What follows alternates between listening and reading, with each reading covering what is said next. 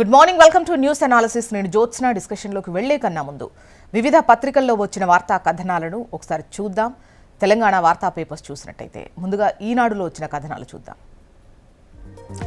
ఈనాడులో మనకు ప్రధాన వార్తగా నిన్న ఖమ్మంలో నిర్వహించినటువంటి సిపిఐ శతాబ్ది ఉత్సవాల్లో సీఎం రేవంత్ రెడ్డి పాల్గొన్న విషయాన్ని, ముఖ్యంగా పాల్గొని ప్రసంగించినటువంటి అంశాలను ఇక్కడ ప్రస్తావిస్తూ మోదీ సర్కార్పై పోరుకు దండు కడదాం అన్నటువంటి హెడ్లైన్తో వార్తనిచ్చారు. వారిని గద్దె దించితేనే ప్రజాస్వామ్యం బతుకుతుంది. సిపిఐ శతాబ్ది ఉత్సవాల ముగింపు సభలో సీఎం రేవంత్ రెడ్డి బీజేపీ అంటే బ్రిటిష్ జనతా పార్టీ అని మండిపడ్డారు. కాంగ్రెస్ పోరాటానికి కలిసి రావాలని కమ్యూనిస్టులకు పిలుపునిచ్చారు సీఎం రేవంత్ రెడ్డి. ఇక అమెరికా ముందు మోకరిల్లిన మోదీ దేశాభివృద్ధికి ప్రధాని చేసిందేమీ లేదు, స్వాతంత్రోద్యమంలో బీజేపీ ఆర్ఎస్ఎస్ పాత్ర లేదు, సిపిఐ ప్రధాన కార్యదర్శి డి రాజా మాట్లాడినటువంటి విషయాలను కూడా ఇక్కడ ప్రస్తావించారు. ఇక ఉమ్మడి ఖమ్మం జిల్లా సన్నాహక సమావేశంలో సీఎం రేవంత్ రెడ్డి మాట్లాడుతూ బీఆర్ఎస్కు రాజకీయ సమాధి కట్టాలి అన్నటువంటి మాటలను హైలైట్ చేస్తూ ఈ కథనాన్ని ఇచ్చారు. 2 ఏళ్ల విజయాలను ప్రజలకు వివరించి మున్సిపల్ ఎన్నికల్లో మనం అత్యధిక సీట్లు గెలవాలి, సింగరేణి టెండర్లను అనుభవం ఉన్నవారికి కేటాయిస్తాం, అవినీతికి అవకాశం ఇవ్వబోమని వెల్లడి.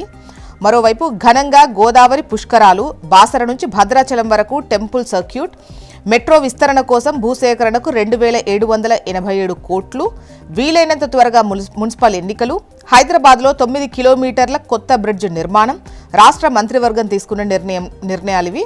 మేడారంలో జరిగిన సమావేశ వివరాలను మంత్రి పొంగులేటి, అదేవిధంగా మంత్రి కోమటిరెడ్డి, మంత్రి సీతక్క వివరాలు వెల్లడించారు.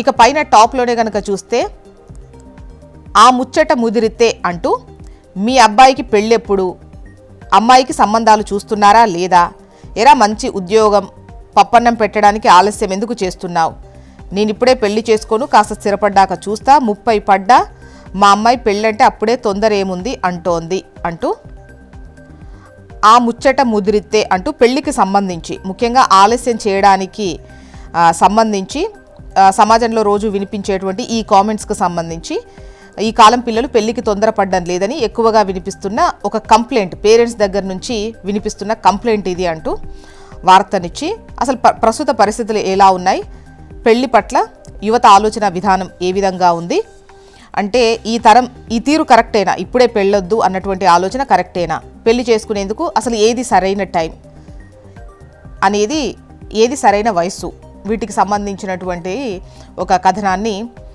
లైఫ్ స్టైల్లో ముచ్చట ముదిరితే అన్నటువంటి హెడ్లైన్తో ఈనాడు ప్రచురించింది. నెక్స్ట్ ఆంధ్రజ్యోతిలో వచ్చిన వార్తా కథనాలను ఒకసారి చూద్దాం. ఆంధ్రజ్యోతి ఇక్కడ మనకు ప్రధాన వార్తగా మున్సిపల్స్కు ఓకే అంటూ బీఆర్ఎస్ పోటీ ఇచ్చే స్థితిలో లేదు, ఈ మున్సిపల్ ఎన్నికలకు సంబంధించి ఈ గెలుపు ఈజీ అయిపోతుంది, సో జాగ్రత్తగా ఉండండి, కీలకమైన సమయంలో విదేశీ పర్యటనకు వెళ్లాల్సి వస్తుంది, జాగ్రత్తగా ఉండండి, మంత్రులకు సీఎం నిర్దేశం. ఇక వచ్చే నెలలో నిర్వహణకు కేబినెట్ నిర్ణయం తీసుకున్నట్టుగా తెలుస్తోంది. మున్సిపల్ ఎన్నికలకు సంబంధించి నిన్న మేడారంలో కేబినెట్ భేటీ జరిగింది కదా, పలు కీలక నిర్ణయాలు తీసుకున్నారు. ఈ 2027 గోదావరి పుష్కరాల ఏర్పాట్లకు సంబంధించి, అదేవిధంగా మెట్రో 2వ దశ భూసేకరణకు కూడా పచ్చజెండా ఊపినట్టుగా తెలుస్తోంది. 2787 కోట్లు కేటాయించాలి అని చెప్పేసి నిన్న కేబినెట్ అయితే డిసైడ్ అయింది. పోలీస్ కమాండ్ కంట్రోల్ సెంటర్ నుంచి శిల్పా లేఅవుట్ వరకు హై లెవెల్ బ్రిడ్జ్ నిర్మాణం, ఈ నిర్ణయాలను మంత్రి పొంగులేటి వెల్లడించారు. ఇక టీడీపీని దెబ్బతీసిన బీఆర్ఎస్ను బొంద పెట్టాలి అన్న సీఎం రేవంత్ రెడ్డి వ్యాఖ్యలను ఇక్కడ హైలైట్ చేస్తూ అదే హెడ్లైన్గా కథనాన్ని ఇచ్చారు. తెలంగాణలో ఆ పార్టీ ఉండొద్దని కక్ష కట్టి నాయకత్వాన్ని దెబ్బకొట్టిన కేసీఆర్, బీఆర్ఎస్ను 100 మీటర్ల గొయ్యిలో పాతిపెట్టాలి, ఊర్లలో ఆ పార్టీ దిమ్మెలు కూలాలి, అదే ఎన్టీఆర్కు ఘన నివాళి అవుతుంది. ఎన్టీఆర్ వైఎస్ఆర్ స్ఫూర్తితో తెలంగాణలో సంక్షేమం, అందుకు మంత్రివర్గ సహచరులు సహకరిస్తున్నారు. మున్సిపల్ ఎన్నికల్లోనూ కాంగ్రెస్ జెండా ఎగరాలి, 2034 వరకు అధికారంలో ఉంటాం. ఖమ్మం జిల్లా మద్దులపల్లి సభలో సీఎం రేవంత్ రెడ్డి. ఇక కమ్యూనిస్టు పోరాటాలే కాంగ్రెస్ సర్కార్ చట్టాలు, వారి సహకారంతోనే రాష్ట్రంలో కాంగ్రెస్ ప్రభుత్వం, బీజేపీతో దేశానికి ప్రమాదం. సిపిఐ శతాబ్ది ఉత్సవ ముగింపు సభలో ముఖ్యమంత్రి రేవంత్ రెడ్డి. నెక్స్ట్, నమస్తే తెలంగాణ. ఇక్కడ కాంగ్రెస్ కొట్లాట, సీఎం టీడీపీ పాట అంటూ ముఖ్యంగా టీడీపీని దెబ్బ కొట్టిన కేసీఆర్ను, బీఆర్ఎస్ను బొంద పెట్టాలి అని ఏదైతే సీఎం రేవంత్ రెడ్డి మాట్లాడారో అదే ఇక్కడ హైలైట్ చేస్తూ నమస్తే తెలంగాణ కథనాన్ని ఇచ్చింది అని చెప్పొచ్చు. టీడీపీని దెబ్బ కొట్టింది కేసీఆరే అంటూ తెలంగాణలో ఆ పార్టీ లేకుండా చేసిండు. ప్రతిగా బీఆర్ఎస్ జెండా దిమ్మలు కూల్చండి. తెలంగాణలో ఉన్న ఎన్టీఆర్ అభిమానులు, చంద్రబాబు అనుచరులకు ఇదే నా విజ్ఞప్తి. ఖమ్మంలో టీడీపీ శ్రేణులకు రేవంత్ పిలుపు. హింసను ప్రేరేపించేలా సీఎం వ్యాఖ్యలు అంటూ వార్తనిచ్చారు. ఇక అన్ని వేళ్లు ముఖ్యనేత వైపే అంటూ మంత్రులు మంటలు, బజార్ల పడిన కాంగ్రెస్ రాజకీయం, పాలన గాలి కొదిలేసి ప్రచ్ఛన్న యుద్ధంలో కేబినెట్ సభ్యులు, మంత్రుల మధ్యలోకి దూరిన ముఖ్యనేత, అనుకూల మీడియా, ఒక్కొక్కరిని టార్గెట్ చేస్తూ బట్టగాల్చి మీదేసేలా కథనాలు, భట్టి, పొన్నం, సురేఖ, జూపల్లిపై అవసరార్థం మీడియా అస్త్రం, కోమటిరెడ్డిపై అనైతిక కథనంలోనూ ఆయనపైనే అనుమానం, దానిని డైవర్ట్ చేసేందుకు మరో మంత్రి మీద వరుస కథనాలు, ఆడేది మీడియా యాజమాన్యాలే అయినా ఆడిస్తుంది ఆయనే, పత్రికల భుజం మీద తుపాకీ పెట్టి అసలు కాంగ్రెస్పై అటాక్, తాడో పేడో తేల్చుకునే పనిలో డిప్యూటీ సీఎం భట్టి విక్రమార్క అంటూ కాంగ్రెస్లో కొట్లాట, సీఎం టీడీపీ పాట అంటూ ముఖ్యంగా అన్ని కథనాలను ఇందులో ఇంక్లూడ్ చేసి రాశారని చెప్పొచ్చు. నెక్స్ట్, ఏపీ వార్తా విశేషాలకు వద్దాం. ఇక్కడ లైఫ్ స్టైల్కు సంబంధించి వార్తను ప్రముఖంగా చూడొచ్చు. జీరోలతో హీరోలు, మీకుందా డిజిటల్ మెచ్యూరిటీ అంటూ వార్తనిస్తూ ఫోటోలు, వీడియోలు, స్టేటస్ అప్డేట్లు, లైక్స్, కామెంట్స్ ఇదే లోకం చాలామంది కుర్రాళ్లకు. పర్యాటక ప్రదేశాలకు వెళ్ళినా, ఫ్రెండ్స్తో బయటకెళ్ళినా ప్రతిదాన్ని పట్టించుకోవడం వారి స్టేటస్. అయితే ఇటీవల యువతలో ఒక ఆసక్తికర మార్పు కనిపిస్తోంది. అదే జీరో పోస్టింగ్ అనే కొత్త ధోరణి. దీన్ని డిజిటల్ మెచ్యూరిటీగా భావిస్తున్నారు. సోషల్ మీడియా ఖాతాలు ఉన్నప్పటికీ ఫోటోలు పోస్ట్ చేయకపోవడం, వ్యక్తిగత జీవితం బయట పెట్టకపోవడం, లైక్స్, కామెంట్ల కోసం ప్రయత్నించకపోవడమే జీరో పోస్టింగ్. యువత సామాజిక మాధ్యమాలను ఉపయోగిస్తున్నప్పటికీ తమ గురించి ఏమీ పోస్ట్ చేయకుండుండడమే ఈ ధోరణి యొక్క ప్రత్యేకత. అంటే ప్రైవసీ పట్ల అవగాహన, దీంతో మానసిక ఒత్తిడి లేకుండా ఉండడం. మరి ఎందుకు ఇటువంటి వాటిపై మొగ్గు చూపుతున్నారు? ఒకవైపు ఈ ఫేక్ జీవితం చూపించడం పట్ల కూడా యువత ఆసక్తి చూపించట్లేదు. అంటే రీల్లో ఒకలా ఉంటారు, రియల్లో ఒకలా ఉంటారు అనేది మనకు తెలిసిందే. సో ఆ ఫేక్ జీవితం గడపడానికి ఇష్టపడట్లేదు. అందుకే జీరో టు హీరో అనేది ఆ దిశగా మల్లుతున్నారు. డిజిటల్ డీటాక్స్ అనే పలు అంశాలను ఇందులో పొందుపరుస్తూ ఈ కథనాన్ని హైలైట్ చేసింది ఈనాడు. ఇక ప్రధాన వార్త విషయానికి వస్తే, ల్యాండ్, శాండ్, వైన్, మైన్, గంజాయి, డ్రగ్స్ మాఫియాలే వైసీపీ క్రెడిట్ అంటూ సర్వే రాళ్లపై బొమ్మలకు 700 కోట్లు వృధా చేసి క్రెడిట్ చోరీ అంటున్నారు. బెంగళూరు ఇడుపులపాయల్లో జగన్ ఉంటే అవి రాజధానులు అవుతాయా?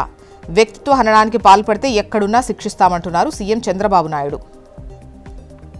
ఇక కేంద్రం రాష్ట్రం జత, అభివృద్ధి జాత.